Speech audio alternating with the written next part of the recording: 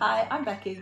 And I'm Lindsay, and today we're doing a really short little video. Yep. We're just going to give you some top tips about what works for us when we're running our sessions. So if you're a creative, or not necessarily a creative, but somebody that just works with groups, whether it be children, adults, in group settings or one-to-one sessions, and you're after some top tips about what works, we're just going to share ours today. Yep. There we go. Do you want to go first?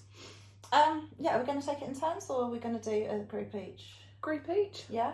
Yeah. I might just do one tip and hand it over. Oh, okay, let's go. We'll do tag some team ping pong Okay, stuff. ping pong tips. Here Right, we go. so when working with a one-to-one student, just because of the nature of the voice, I always ask them what they've been up to, because that gives me an idea of finding out and assessing where their spoken voice is, because they're going to speak to me like that. Helps just to relax them and calm them down. I get to find out what their day and their week has been like, because all of that impacts on voice. So that's a good place for me to start. So I always go, how are you doing? How's your week been? How's your day been? Okay, so group sessions is what I'm going to look at. So if you're in a group session, you might be doing it as a workshop, or you might be doing it with children that you have regularly each week. But if you're starting off for the first time, top tip, go and try and observe them. So if you're going into a school watching a workshop, just arrange, can I just come and look at the class for 5-10 minutes? Because within that 5-10 minutes, you'll get a quick visual of types of characters, key interests, key focus, but you'll know what works. So it's taking the time to just do a little bit of observational work quickly, or if it's a group that comes to you each week, taking the time to get to know them first. Don't go straight in with what you're trying to do. You've got to allow them time to show themselves. Yep. So next tip, if you're working on one-to-one, you don't set the agenda. Can't speak today. Get them to set it. What is it that they're struggling with that week? Get them to do a bit of reflection.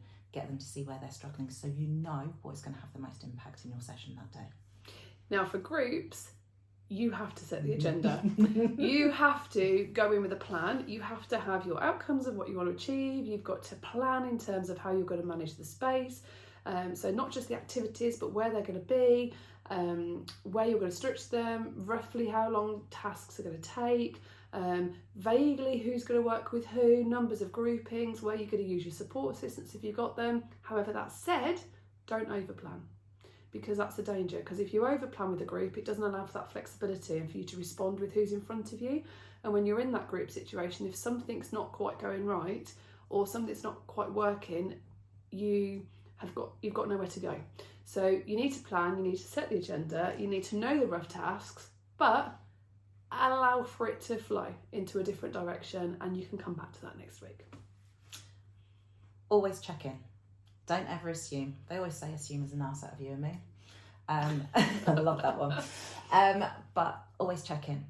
Don't assume that just because you've explained it, they've got it. Get them to explain what they think you mean back to you, so they can make sure that you're both on the same page. Think about your position in the setting. So don't put yourself at the front. Don't put yourself standing up and them sitting down. Put yourself in with them so that you're engaged and with their level. Think about where you're positioned. Move yourself around. Don't stay in the same spot. Go and sit next to different children. Move around the room. Do it from a different angle so that you break that barrier between teacher, tutor, coach and student, and that you are part of the group, because you have to be part of the group for them to trust and build that relationship with you. Get them to reflect at the end. Get them to tell you what they've learned, what they've enjoyed, what they've struggled with in their sessions. It gives them that impetus for going forwards in their practice or in their learning, and it gives you an idea of what you've been able to achieve and not for that session, so you can do a little bit of forward planning or have an idea of where you're going to be going next session. For me, variety. So variety is the spice of life in group tasks. When you're in a one-to-one, you can really knuckle down into things. In group tasks, you can still knuckle down into things, but you've got to do it in a different way. You've got to introduce a little concept at the beginning that then you pull back later. You've got to interweave all the knowledge and activities into these short activities so you can keep them engaged. You're still knuckling down and digging deep, but you can't just go on a linear pathway. You've got to interweave the activities so that you keep the engagement, because you've got so many varying needs within that group setting. You've got to hook and engage with short, sharp, engaging tasks that build on each other to that end goal. I think that's going to be, I'm going to stop there because I can Yeah. carry on and give you loads and loads more. Oh, we can come back and do some We more. can do some more. Yeah, so there are our quick top tips for today. Have a go. Let us know how you get on with them. If there's any of them you want to know a little bit more about, drop us a message in the comment or get in touch with us, drop us an email and we'll happily have a little chat, book in for a little Zoom or a coffee and we can have a little chat about it. Awesome. We'll see you again soon.